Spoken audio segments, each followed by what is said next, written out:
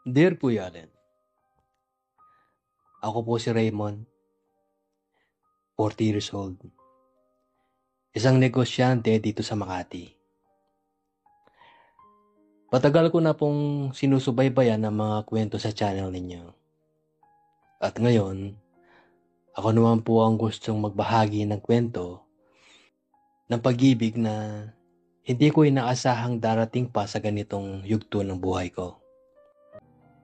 5 na po ang naging relasyon ko noon. Puro kababaihan.